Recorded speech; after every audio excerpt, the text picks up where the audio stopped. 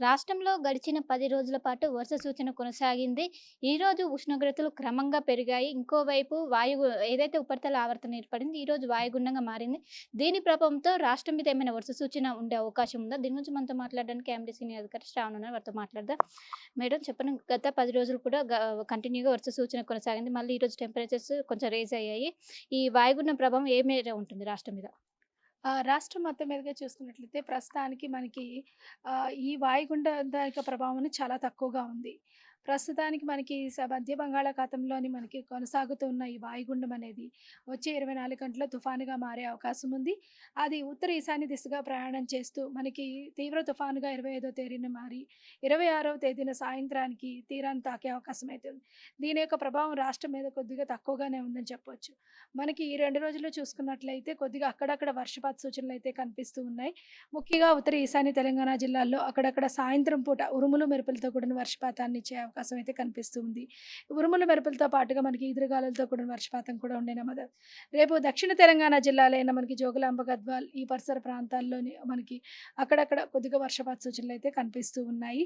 ఈ వర్షపాతంతో పాటుగా మనకి ఈ ఉష్ణోగ్రతలు కూడా క్రమేపీనా పెరుగుతూ వస్తూ ఉన్నాయి.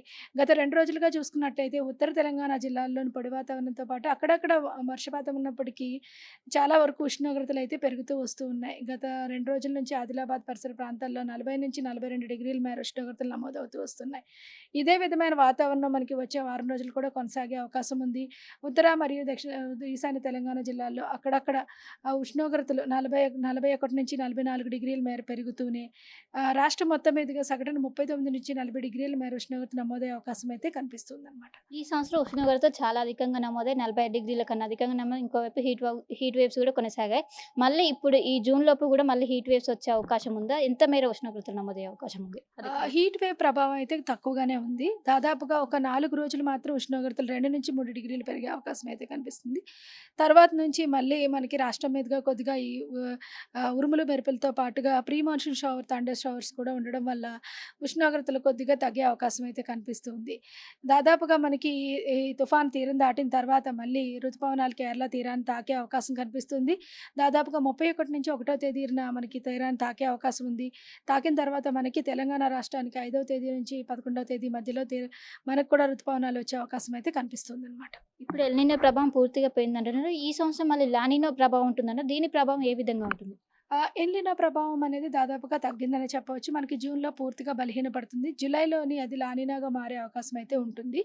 లానినా అంటే దాదాపుగా సాధారణ వర్షపాతం కంటే అధిక వర్షపాతం ఇచ్చే పరిస్థితి ఏర్పడుతుందన్నమాట.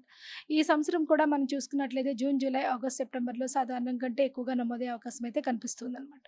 ప్రస్తుతం ఋతుపవనాల కదలిక ఏ విధంగా ఉంది? చురుగ్గా కదులుతుందా? ఏమైనా బలహీనపడే అవకాశం ఉందా? ప్రస్తుతానికి మనకి బంగాళాఖాతంలోని కొద్దిగా ఈ అల్పపీడన వాయుగుండ ప్రభావం వల్ల కొద్దిగా మనకి ఆలస్యం అవుతాయి. కానీ తర్వాత నుంచి ఈ ఈ ప్రభావం 26వ తారీఖున పూర్తిగా మనకి తగ్గిపోతుంది కాబట్టి 27 నుంచి మరింత చురుగ్గా కదిలే అవకాశం అయితే కనిపిస్తుంది. ఈ 2 డేస్ ఏమైనా జీహెచ్ఎంసీ పరిధిలో వర్షాలు పడే అవకాశం ఉందా?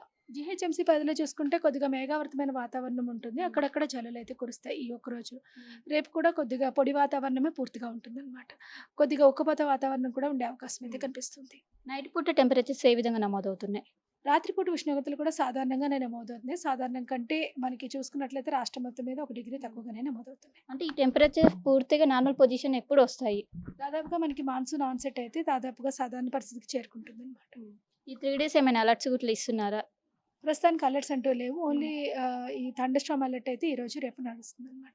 ఈదురుగాలు, పిడుగుపాటు వీటికి సంబంధించి ఈదురుగాలులు అయితే ఉన్నాయి. పిడుగుపాటు అనేది మాత్రం కొంచెం తక్కువగా ఉందని చెప్పొచ్చు అన్నమాట. అసలైన తొలి వెలుగు. ఫాలో వాట్సాప్ @తొలి వెలుగు official.